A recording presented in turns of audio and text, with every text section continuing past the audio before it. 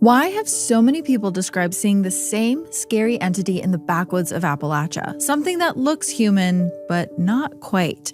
What makes this tale even more terrifying is the video footage that accompanies sightings of this creature, as well as a 911 call that even the police cannot make sense of. I'm going to play you those recordings and videos throughout this episode, and then you can decide what you think is really going on here. This is Heart Starts Pounding. I'm your host, Kaelyn Moore, and if you're watching this video, you have a dark curiosity just like me. We upload everything from mysterious disappearances to true crime stories that will keep you up at night, as well as unexplainable creatures people have seen in the wilderness. So make sure you hit that subscribe button and join me here each week.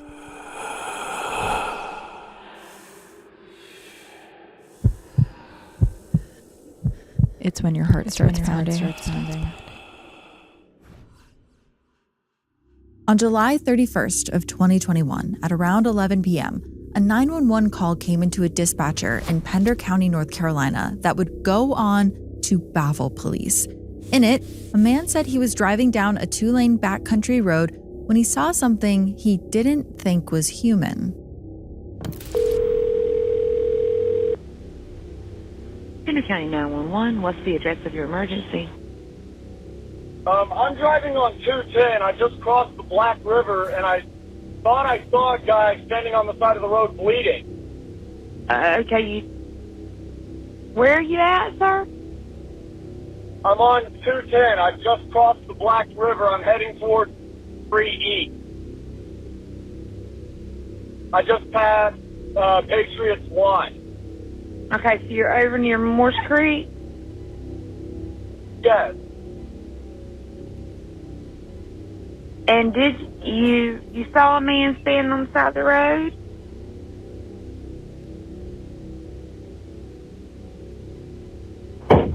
What the? What was that, sir? That's not human! Sir, are you okay, sir? There's something in the bed of my truck! Okay, what's in the road? No, it's not in the road. It's in my truck. In the bed. There's something in the bed of your truck? Yes, ma'am. I just turned on my bed light for my truck, and there's something in my bed. Okay, sir, when you say something, what do you mean? I just knocked it off of the bed of my truck and went over my roof. Okay, what was it? Now, eventually an officer went down to get a full report from the caller. Here's another officer with the Pender County Police, Alan Cutler, explaining what happened. According to the CAD notes and the deputy reports, this thing jumped into the back of his pickup truck and began to actually beat on the top of the cab of his truck. You could actually hear something beating on the top of the truck. The caller stated that it was beating and scratching on the top of the cab of his truck. He actually stated that he was able to engage his bed light and was able to somewhat identify this object that was in the back of his truck. At some point, he was able to slam on his brakes, and the force of inertia actually threw this thing out over his hood and onto the highway, where this thing stood up in the roadway, made its way to the wood line, and disappeared in the woods. Alan said in an interview with Carolina Case Files that it's impossible to hear this call without becoming unnerved. But what seemed to unnerve everyone who heard about this call the most is the way the caller described the thing he saw. In a later anonymous interview, also with Carolina Case Files, the caller explained that at first, it looked like there was a man standing on the side of the road with blood pouring out of his head. But when it jumped on his car, the man could see it was actually a humanoid creature with a pale white face, hollow sunken eyes, and no nose. To this day, no one has really been able to explain what that man saw on that backcountry road, but there are a few people who claim to know what it was. See, that description sent shivers down a lot of spines because it sounded like something a lot of people had seen before in the woods around Appalachia and beyond, though when they told others of this creature sighting, no one had believed them. And now there was a legitimate police report filed. To them, it felt like proof that they weren't losing their minds. It was a creature known as a crawler, they said, a humanoid being who has been sighted for centuries around the country and mostly lives in the woods stalking humans. But what is the history of crawlers, and who exactly has seen them? Well, today I want to share with you a few other stories from people who have claimed to have encounters with these creatures. Our first story comes from someone who would hunt in the high Uinta Mountains of Utah with their grandfather.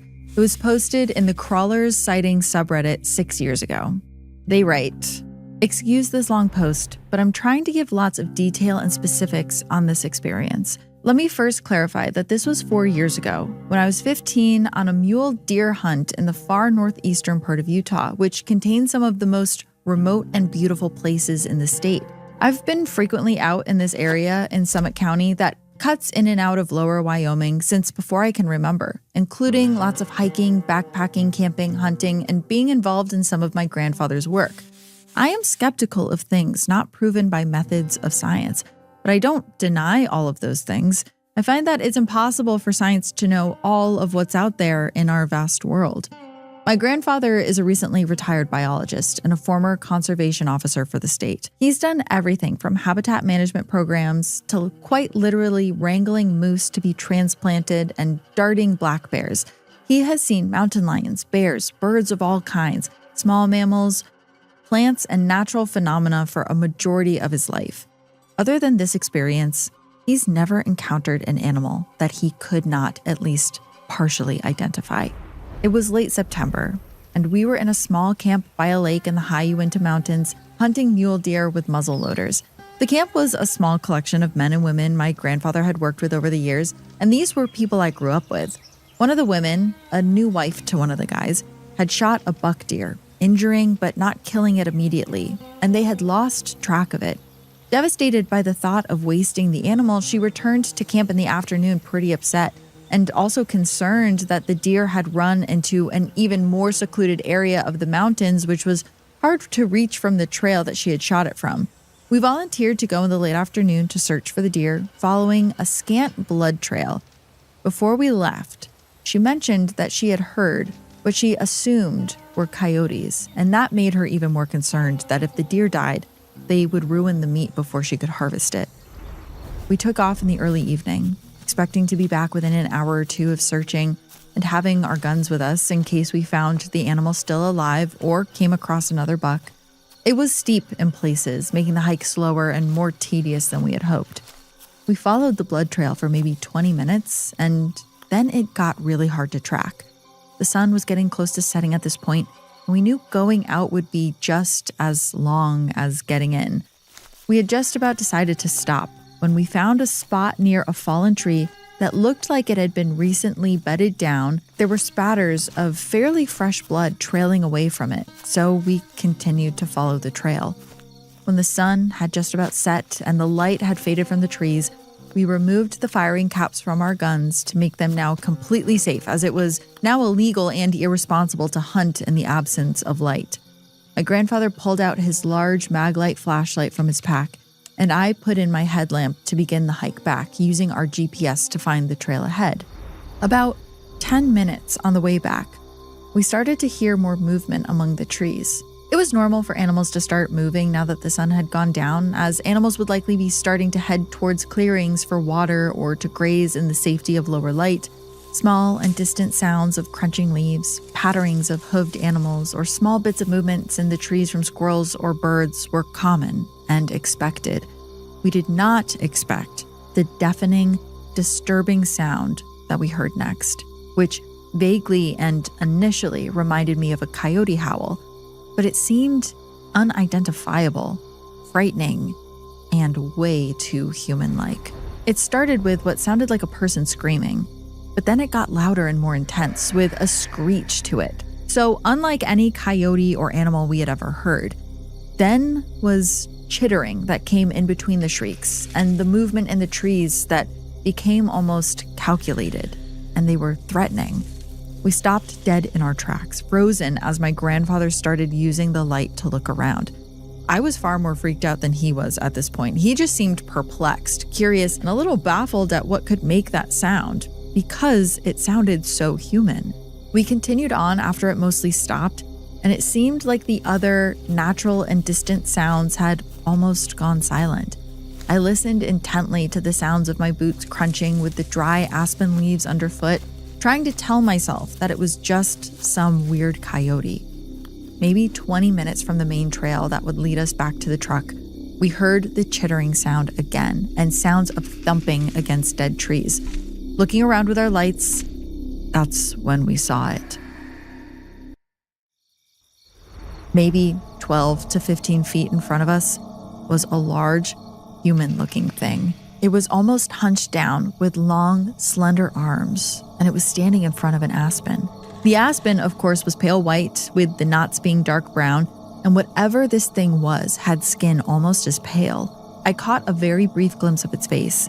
It was round, and the eyes were sunken, and I could not tell you eye color other than a flash of reflection on the eye from my light, and that its face seemed sunken and emaciated. It was bony, like an animal that hadn't eaten in a long time or that was seriously ill. I didn't see any fur or hair. I never felt like it looked right at me, though. For a mere couple of seconds, I caught a glimpse of it, but that was it. I looked down at the ground, holding my eyes shut tight, trying to imagine being safe and secure in the truck, and my grandfather took a few stumbling steps backward after me. I heard the thing go off to our side, moving quickly and with purpose through the trees. It went to the side and then it dropped down behind us, I would assume according to the sound it made. Wherever it went, I just hoped it was in the opposite direction. I have never before and never since seen my grandfather so confused, baffled, horrified, curious, and in awe. I was crying at this point, ugly crying, and I asked him, "What was that?" Over and over and over again, I asked, and he had no answer for me. He pulled his gun off of his shoulder, made it live, and then he carried it in front of his body in his arm. He pulled out another headlight and put it on himself. We started walking again towards the trail, and he began talking to himself, listing things to prove to himself what it wasn't, saying things like, couldn't have been a deer or an elk or a moose, it had arms, it was hunched, it stood upright, or a bear? A very sick bear? It could have been a bear. Was it the light? We heard the sound, the screeching human howl, distantly once more before reaching the trail, which was dirt and gravel but fairly flat and no deadfall. We practically jogged back to the truck. I locked the doors immediately and sobbed, and my grandfather turned on music as loud as possible to try to distract me on the way back to camp. I was a mess when we arrived back, and he went to talk with the others by the fire. He explained something to his friend, but I don't know exactly what he said. The next day, though, everyone was extra sweet to me, trying to comfort me and saying that it was probably a sick animal and it just looked really scary in the dark. The deer the hunter shot was found the next day in the light, scavenged quite harshly by what I assume was coyotes. To this day, I have no idea what that creature was, nor what that sound was. The scientist in me, and in my grandfather, hopes and speculates that it was just a deformed and sick animal in scant light. I still have no clue what that thing was, and I hope I never experience it again. The worst thought I had in all of this was, I've been in a search party for a couple of missing people in that same general area and region, and it terrifies me to think that something like that could have happened to people that have gone missing. The area I'm in and the surrounding area have a ton of caves too, and I've always wondered if that had something to do with this. Now, the poster leaves us with this final question. Anybody have any ideas? Am I in the right place? Sorry again for the long story, but it helps me remember details if I tell the whole thing. Now, someone in the comments immediately says that it sounds like what this poster saw was a crawler. And they also say, quote, "The thought that they could be responsible for the number of missing people is terrifying." But then this commenter also brought something up that I thought was really interesting and I wanted to share with you all. They said, quote, "What the poster said about taking the bodies of missing people into the caves. Well, have you seen the maps of areas where people have gone missing and the area of the country where there is an unbelievably large, frighteningly widespread cave network? The two maps overlay each other almost identically. What if something is inhabiting these caves and is responsible for these incidents? I will attempt to find the maps and post them here so that you too can be scared out of your socks and have as many sleepless nights as I've had thinking about this possibility. This commenter then goes on to share that map. And if you're listening on audio only, I'm going to share it on our socials. That's at Heart Starts Pounding. And in this map, you can see an overlay of clusters of missing people in America and the cave networks that run throughout this country. And at first glance, these maps really do seem to line up. But this got me thinking, is there really something like this out there? And who has seen it? And basically, what is the deal with it? So, in classic Heart Starts Pounding fashion, I spent all night researching these creatures, and now I'm not so sure what's going on. So I want to rewind a little bit, and I want to start out by giving you a little more context on some of these sightings and the different types of crawlers that are said to exist. The way that the crawler is described in the first two stories is pretty standard for most crawler sightings. From a distance, they can look human, like in the first story that we heard, which is why sometimes people will approach them. But once you note their behavior, it's evident that something is wrong. First off, they crawl. That's their defining characteristic. They can crawl at extreme speeds, completely silently or nearly silent. They're also only ever seen at night, and they're believed to be nocturnal. But because these creatures have been seen all around the country, there seems to be different categories of them, even though they all share similar characteristics. So there's pale crawlers. This is the most commonly reported type. They're described as thin, humanoid creatures with translucent skin. They have long, gangly limbs with claws and large black eyes. Some reports note that they have white pupils that will glow in the dark. They stand at around 6 to 8 feet tall when they're upright, and they typically move on all fours, but are capable of just moving on two. Reports describe them as incredibly fast, stealthy, and intelligent, sometimes with a wet sheen covering their bodies. Now there's also flesh gates. Tales of flesh gates were first shared on 4chan, which kind of adds an element of internet urban legend to them. Flesh gates possess a key distinguishing feature, though. They can shapeshift, and they also have mimicry abilities that allow them to take on the appearance and the voice of people. Unlike pale crawlers, flesh gates are associated with a strong coppery, or some describe it as blood, odor. Next, we have Appalachian crawlers. This is a regional variant concentrated in West Virginia, Kentucky, and the surrounding states. Appalachian crawlers appear in the heavily forested mountain regions. This is also potentially what that man who made the first 911 call saw. And then, last but not least, there is, from the depths of my nightmares, cave crawlers. This is potentially related to the cave disappearance idea. There's a theory that there is a subterranean species of crawler. They have pale skin, which is supposed to be an adaptation to underground environments. It's basically what you see in the movie The Descent, if you've ever seen it. Reports of these crawlers cluster near caves and abandoned mines. Mount Shasta encounters mention creatures pulling people towards these caves. And then there's also folklore in Missouri that references, quote, human-like creatures living in absolute darkness.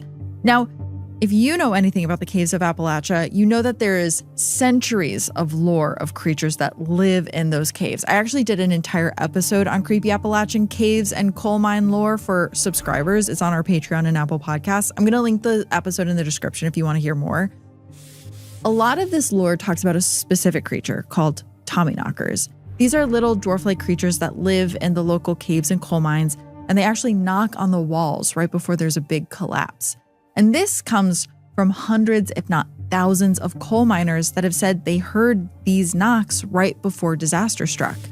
I mean, maybe what they were hearing was the structure of the tunnels cracking before they crumbled. Maybe there's nothing weird or scary about caves. Though, as someone who did go spelunking one time, I refuse to believe that. If you're listening and you're a regular caver, I am begging you to prove to me that caves are super normal, because others argue that Tommyknockers are just the tip of the iceberg of what lives in our cave system here in America, and that cave dwellers are responsible for a lot more disappearances than we'll ever know. But crawlers aren't just seen in caves, and they're also not just seen in the United States, though I know a lot of what we've talked about today is local to the US. And our next story that I want to share with you takes us a little bit further north into Canada. Now, I've mentioned this before, To me, at least, Canada is one of the strangest and scariest places. We've covered wendigos that live deep in the boreal forest, the Highway of Tears where Indigenous people have disappeared in droves since the 1970s. And so it does make sense to me that this next story happened up there. It was posted on the subreddit High Strangeness 4 years ago, and it reads, I need to clarify that while religious, I'm not particularly superstitious. I've never experienced or truly believed in anything paranormal or unexplainable.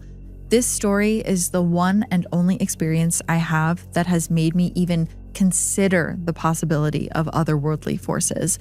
And if I hadn't experienced this personally, I would assume with a great deal of certainty that it's a complete lie. So for some context of the area I was in, my great uncle owns a lot of land in northern Saskatchewan, Canada. Some of this was pasture that he used for cattle, but half of one of his largest properties is fenced off and the cows can't go in there. In this sectioned off, lactose-free zone, the entire place is densely packed with foliage. A lot of the brush is too thick to get through without a machete. The ground itself is blotted with some small, steep hills towards the entrance of the property. There is one main dirt road that goes from a Texas gate at the entrance all the way back to the farthest side of the property, coming off the road in the hilly area where we have a camp. The camp consists of a camperized ATCO trailer in front of the entrance, which is gated with barbed wire. My mom also has a pull-behind trailer that sits perpendicular to the ATCO, as well as a 14-foot pull-behind trailer that a family member gave to me so that I could have privacy at camp.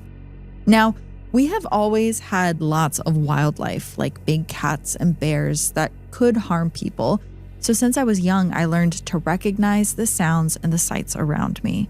While I'm cautious, I'm rarely afraid of anything out there, especially given that I'm usually armed when I'm not with multiple people. The summer before last, we had a remarkably calm experience there. There were hardly any critters that we had to deal with, and it seemed like the bears and pests were leaving us alone.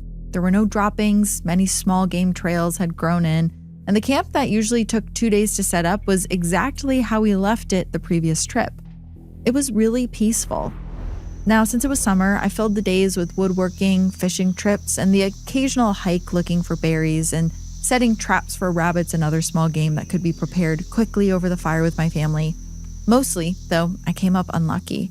Regardless of the lack of disturbances, we always were careful at night to make sure to have a bright light and kept a lookout for anything. After the first week at camp, we began hearing noises around very late at night. I didn't think much of it, but they would drive the dog up the wall to the point where we just had to keep her inside.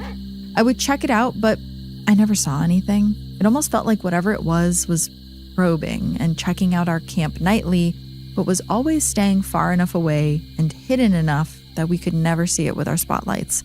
Then, one night, just like any other, I left my mom's camper a couple of hours after the daylight had disappeared with a lantern-style LED light, and as a rarity, I didn't have anything to defend myself.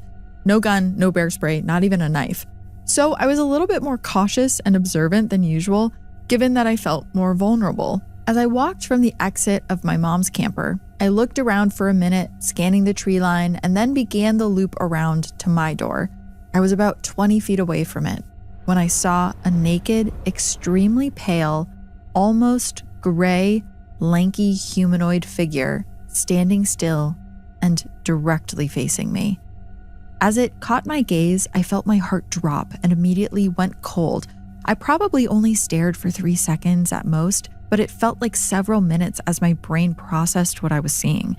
It stood somewhere between 6.5 and 7.5 feet tall, with low, slumped shoulders, and it had a frail, thin body with disproportionately long limbs. I couldn't see the legs fully, but what I could see looked like sinew and skin stretched over the leanest and thinnest body I had ever seen. I know I might be sounding dramatic, but I couldn't describe the primal fear and shock that came over me.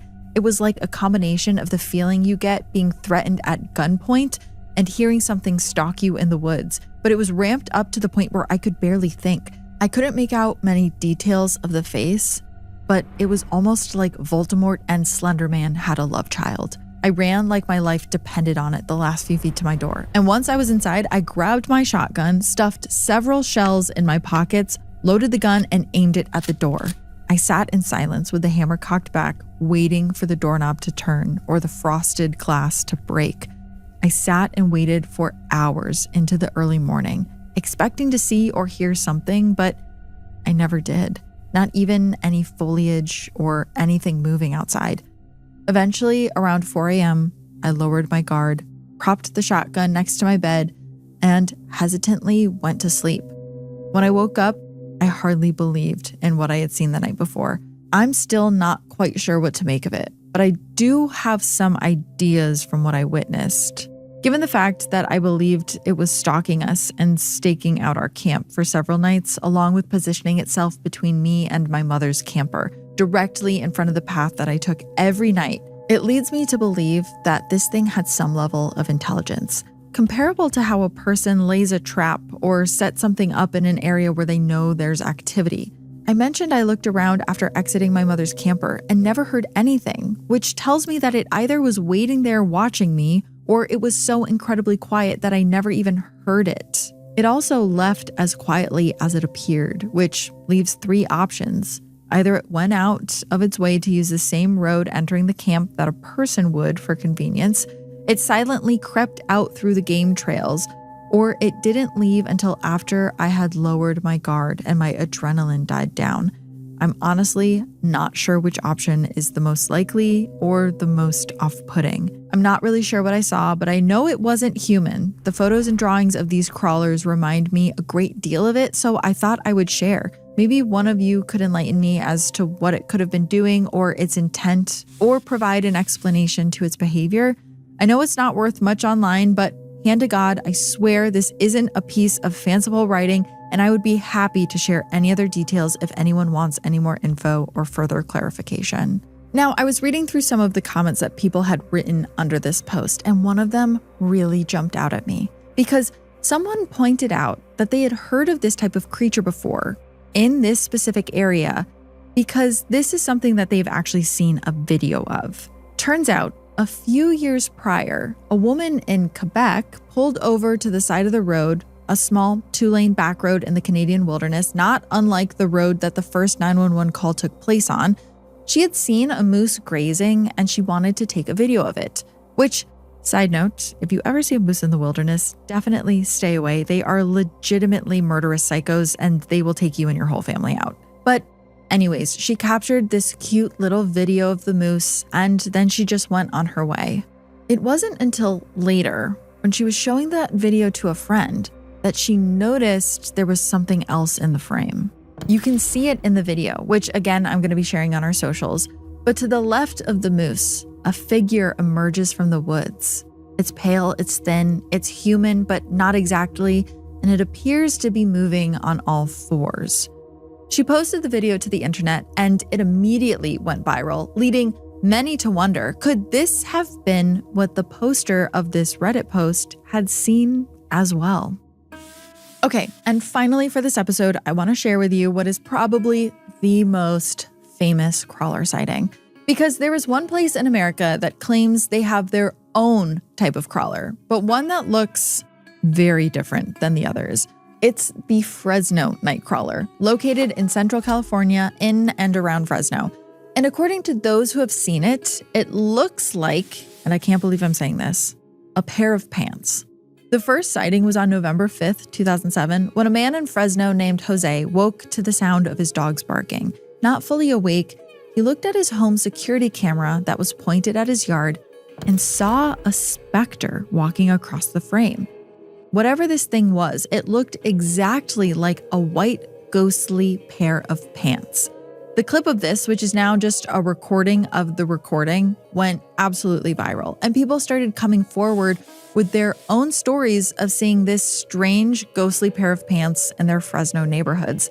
And then, in 2011, another clip of this thing went viral. This time it was outside of Fresno, closer to Yosemite National Park, and this time there were 2 specters in the frame, one bigger and one smaller, almost like a mother and baby crawler slowly walking.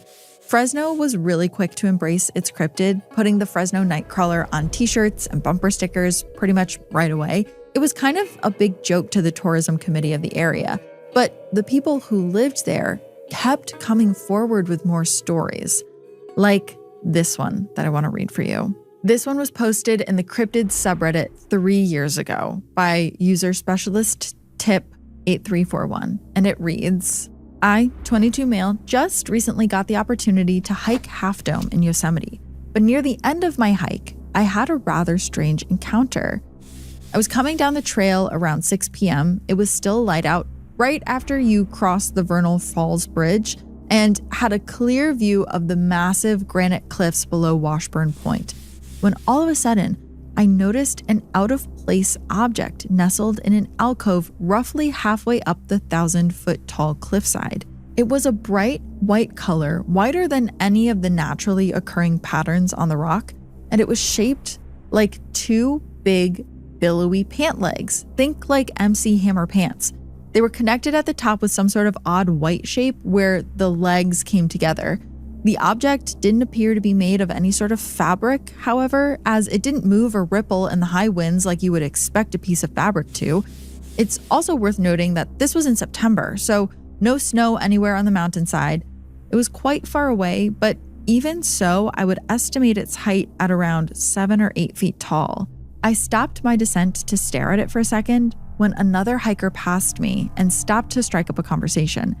I asked her if she saw that thing up on the cliffside, and immediately she points up at the white object and goes, yeah, that thing that looks like a kid in a white bath towel. I was wondering if you were looking at the same thing when you stopped. Mind you, this mountain that we were looking at is huge, like big enough to fill your entire field of view from where we were standing huge. And out of all of that, she knew even before I had said anything exactly what I was looking at. The weird white pant thing up on the cliff. She described it as a child in a towel, I expect because the gap between the white pant legs made it look like a white object wrapped around a darker object. I asked her if she had ever heard of the Fresno Nightcrawler, which she hadn't, and as I explained to her what they looked like, she kept staring at the thing on the cliffside and declared, that's exactly what I'm looking at. I kept stopping to look back at it from different angles as we descended further down the trail, and each time the perspective shifted in such a way to confirm that it was some sort of solid object, not just markings on the granite. I have to believe that it's some sort of strange foreign object that was planted up there or optical illusion created by a particularly stark white piece of granite cliff, but it was very eerie how neatly it appeared to match the Nightcrawler security cam/trail cam footage. Now, is there really something hiding out in the North American backwoods, living in national parks, forests, and some of the underground caves? Some people have mentioned that the Fresno Nightcrawler videos could be some sort of video manipulation. Maybe it's a real person walking around and their top half just got distorted somehow, which made them look just like a pair of poltergeisty pants. But what do you think? You can leave a comment wherever you listen. I absolutely love hearing from you all. That's all I have for you today, though. I'm going to be back here next week with more scary stories for you guys. This time I have a very fun collaboration that I cannot wait to share with you. But that's all for next week. Join me back here in the Rogue Detecting Society headquarters then. And until then, stay curious. Ooh. Heart Starts Pounding is written and produced by me, Kaelyn Moore. Heart Starts Pounding is also produced by Matt Brown. Our associate producer is Juno Hobbs. Sound design and mix by Red Rum Creative. Special thanks to Travis Dunlap, Grayson Jernigan, and the team at WME. Have a heart-pounding story or a case request? Check out heartsartspounding.com.